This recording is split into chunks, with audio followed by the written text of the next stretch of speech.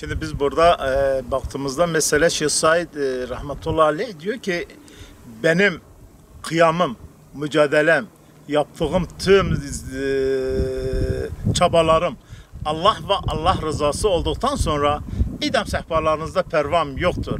Yani beni öldürseniz de idama da götürseniz de ben nasıl olsa Allah rızası için varım bu işte. Şeyh Said'in kıyamını ben babamdan aldığım bilgilerle aktarıyorum sizlere. Babam diyor ben daha küçükken Şeyh Said'in kıyamı 1925'te kıyam başlıyor. O anda diyor babamın amcası Zülfü Cafer Ağa, babam onların himayesinde kalmış. Yani dedem vefat edince babam da onların yanında kalmış. Babam iki amcam bir de halam vardı. Baba diyor ben onların himayesinde kaldım anda Zülfü Cafer Ağa da bırakmıyordu dışarı çıkayım. Ben küçük olduğum için.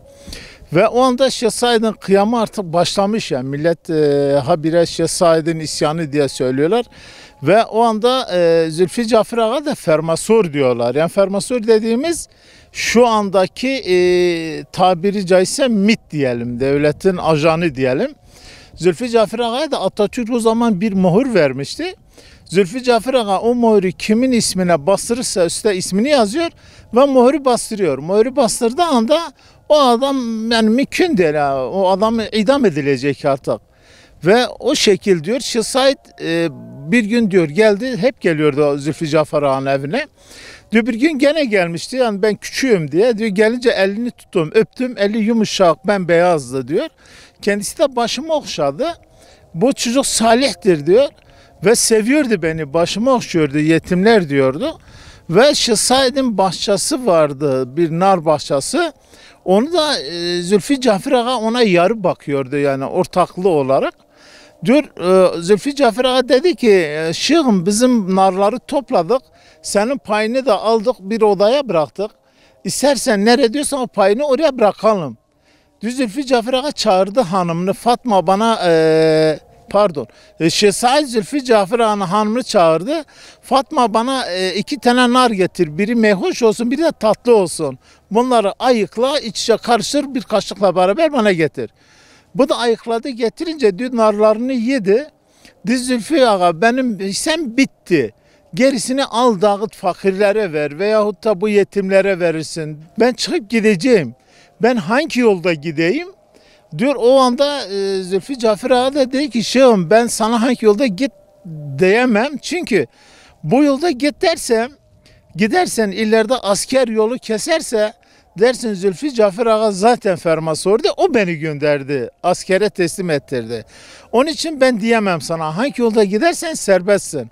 Ben aslen seni seviyorum. Ben sana karşı değilim. Ama senin ordunun içinde, askerlerin içinde muhalifler var. Ben o muhaliflere karşıyım. Ben sizi seviyorum ama dikkat ediyorum. Bu muhalifler var.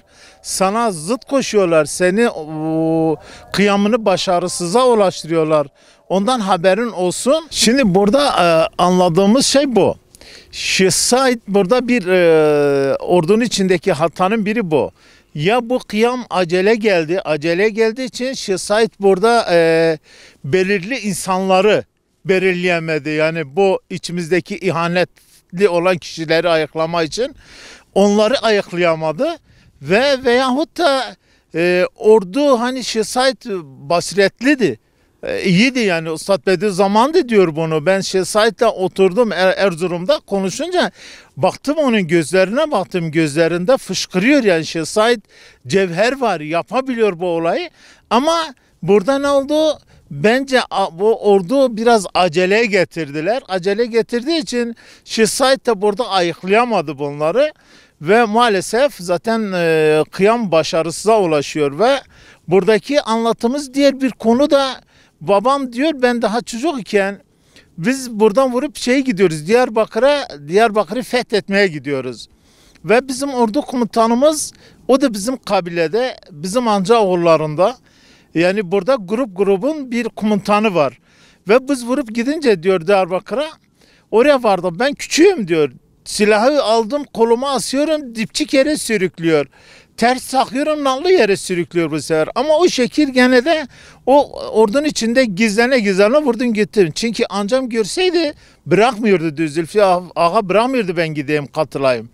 Ve ondan dolayı diyor biz gittik Diyarbakır'a vardığımız anda bunlar şu andaki bit pazarı dediğimiz çarşıya şeviti. Diyor biz oraya gittik. Orada bizim içinde biz yalnız değiliz. Çok gelmiştiler millet. Saldırdılar orada. Milletin malını talan etmeye. Biri orada kumaş topunu alıp sırtına alıp kaçıyor. Diğeri sabun alıyor. Diğeri tuz alıyor. Diğeri şeker alıyor. Her biri bir şey alıp kaçıyor. Diyor ben baktım ki hoppala biz yanlış yaptık. Burada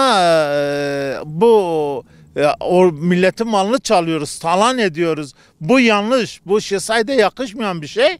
Tabii ki diyor ben bir şey almadım. Ve tabii vurduk diyor biz geri geldik. Geri gelince biz köyleri geçiyoruz. Bir köyde yemek yemek için kaldık diyor. Orada bir eve sığındık diyor. Ev sahibi bize yemek hazırlıyor tabii. Diyor biri çağırdı bizim kabiledeki komutanı. Ağa izin yok mu? Ağa dedi izin senin. İzin senin derken diyor bu koştu ahıra danayı çıkardı danayı kesiyor. Ve orada ev sahibi diyor ki ya bekleyin arkadaşlar. Yemek saati gelince eğer yemeğiniz hazır olmasa siz aç kalsanız veya da yemeğinizde et olmasa eyvallah kabulümdür kesin hayvanlarımızı. Bu yemek hazır ben size hazırlıyorum zaten et var yemekte. O anda diyor toplar patlıyordu. Toplar patlayınca sordular bu ne? Burada İsmet İnönü veya Atatürk'ün yani şu andaki güç onların orduları geliyor. Öyle derken diyor biz kaçmaya başladık tabi. Kaçmaya başlarken diyor orada bir grup kaldı yani birçok grup kaldı. Biz gitmiyoruz. Niye? Nereye gidiyorsunuz? Biz bu orduya karşı cephe tutacağız. Ya öleceğiz ya da başarıya ulaşacağız. Diyor burada benim amcam değil hayır. Biz kendimizi yani amca dedim bizim kabiledeki o komutan diyor dedi ki hayır ben burada kendi adamlarımı öldürtmem. Zaten belli biz tanka topa karşı nasıl çıkacağız? Ve diyor elini kaldırdı öyle 3 sefer kaldırdı. Diyor benimki. Diyor bizim orada bizimle beraber olan grup geri dağıldı. Geri geldi ve biz geri gidiyoruz Dicle'ye doğru. Ve burada anladığımız konu ne?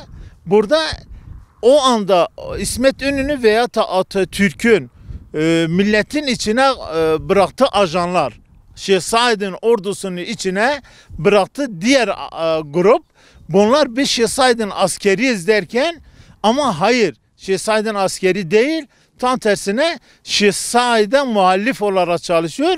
O anda İsmet İnönü'nün askeri diye görünüyorlar diye. Ve ne yaptılar? Onda milletin malını talan ettiler.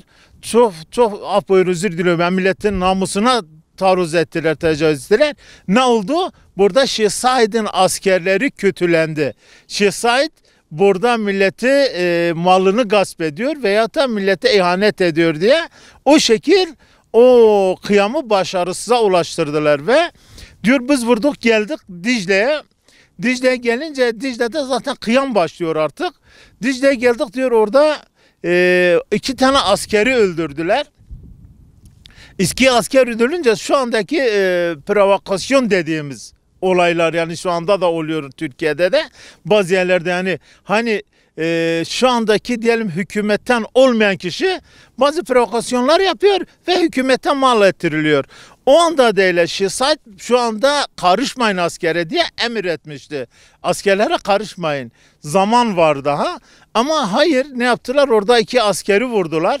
2 askeri vurunca kıyam başlıyor artık. Oradaki yüzbaşı Zülfü Cafer Ağa'nın evine sığınıyor. Kaçıyor. Yoksa yüzbaşıyı da öldürüyorlar. Yüzbaşı Zülfü Cafer Ağa'nın evine sığınınca Zülfü Cafer Ağa babam anlatıyor da bir de diyor ki sen niye geldin yüzbaşım? Buraya geldin şimdi peşimizde geliyor Şeyh Said'in askerleri. Gelince hem seni hem beni linç ederler. Sen yanlış yaptın. Gelmeyecektin. O da kızıyor tabii ben kime sığınayım sizden başka kime sığınacağım? Tabii ki size geleceğim diyor. Ve Orada diyor ne yaptı? Zülfü Ağa onu aldı ahıra saklattı. Git ahırda kal atımın yanında. Kızıyor, beni nasıl atın yanına bırakıyorsun?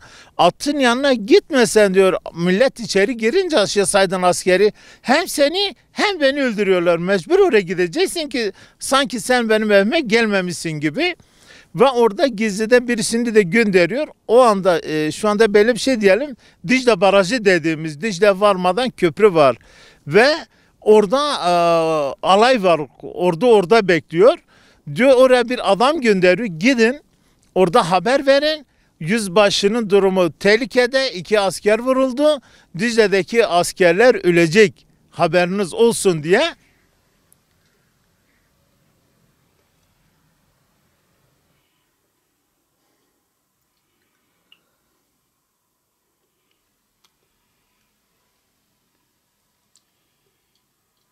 Meftum olan Şah Halim annemin dedesi. Yani daha doğrusu annemin babasının dedesi.